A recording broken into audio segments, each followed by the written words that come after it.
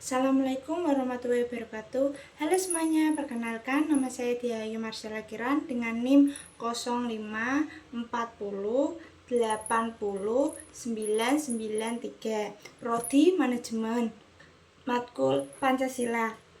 Di sini saya akan menjelaskan tentang proses lahirnya Pancasila, Piagam Jakarta, BPUPKI dan PPKI. Yang pertama ada sejarah lahirnya Pancasila. Pancasila secara resmi diperkenalkan pada tanggal 1 Juni 1945 melalui pidato penting oleh Soekarno dalam sidang Badan Penyelidikan Usaha-usaha Persiapan Kemerdekaan Indonesia atau BPUPKI. BPUPKI dibentuk oleh pihak Jepang pada tanggal 29 April 1945 setelah mereka menjanjikan kemerdekaan bagi Indonesia. Dan tugas utamanya adalah menyusun dasar negara. Pada sidang BPUPKI pertama yang diadakan pada tanggal 29 Mei sampai 1 Juni 1945, beberapa tokoh penting seperti Muhammad Yamin, Soepomo, dan Soekarno menyampaikan pendapat mengenai asas dasar negara. Muhammad Yamin mengusulkan 5 dasar seperti kebangsaan, kemanusiaan, ketuhanan, kerakyatan, dan kesejahteraan rakyat. Sedangkan Soepomo mengusulkan dasar negara yang mencakup persatuan, kekeluargaan, mufakat, musyawarah, serta keadilan sosial. Lalu pada tanggal 1 Juni 1945, Soekarno mengusulkan 5 prinsip yang kemudian dikenal sebagai Pancasila, yaitu kebangsaan Indonesia, internasionalisme atau peri kemanusiaan, mufakat atau demokrasi, kesejahteraan sosial, serta ketuhanan Yang Maha Esa.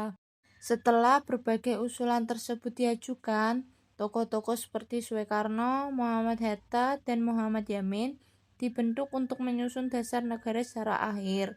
Pancasila akhirnya menjadi dasar negara Indonesia yang resmi dan menjadi pengantar dalam pembukaan Undang-Undang Dasar 1945. Yang kedua ada Piagam Jakarta. Piagam Jakarta ini disusun oleh Panitia 9 pada tanggal 22 Juni 1945 sebagai rancangan pembukaan UUD 1945.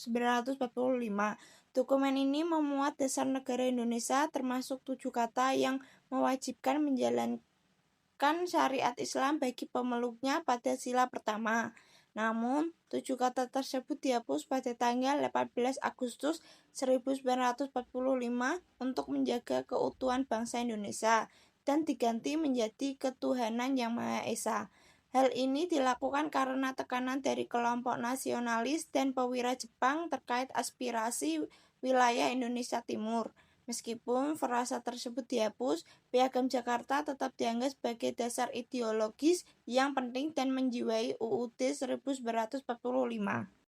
Yang terakhir ada BPUPKI dan PPKI, dua lembaga penting yang dibuat oleh Jepang untuk membantu persiapan kemerdekaan Indonesia, memiliki perbedaan dan fungsi, tujuan, struktur, dan waktu kerja. Yang pertama, BPUPKI dibentuk lebih dulu, tepatnya pada tanggal 1 Maret 1945 dan diresmikan pada tanggal 29 April 1945. Tugas utama BPUPKI adalah meneliti dan menyusun dasar-dasar kemerdekaan Indonesia, termasuk menentukan dasar negara yang nantinya dikenal sebagai Pancasila. BPUPKI terdiri dari sekitar 60-76 orang termasuk anggota dari Jepang dan berfungsi sebagai lembaga penyelidik yang fokus pada penjelasan konsep dasar negara. Sementara itu, PPKI dibentuk setelah BPUPKI, tepatnya pada tanggal 7 Agustus 1945 dengan seluruh anggotanya berasal dari Indonesia. Tugas utama PPKI adalah melanjutkan dan mewujudkan hasil kerja BPUPKI dengan membentuk sistem pemerintahan Indonesia yang merdeka. PPKI bertanggung jawab dalam menetapkan Undang-Undang Dasar 1945, pembentukan kabinet, serta pelaksanaan proklamasi kemerdekaan. Ketua PPKI adalah IR Soekarno dan wakil ketuanya adalah DR Muhammad Hatta. Perbedaan ini juga terlihat dari struktur dan masa kerjanya. BPUPKI beroperasi dari bulan Maret hingga Agustus 1945, sedangkan PPKI aktif dari Agustus hingga akhir bulan Agustus 1945. Pelajaran yang dapat diambil dari penjelasan di atas adalah yang paling utama ada pentingnya menjaga persatuan dalam keberagaman dan mengamalkan nilai-nilai kemanusiaan serta keadilan sosial dalam kehidupan sehari-hari, misalnya seperti di sekolah dan di masyarakat.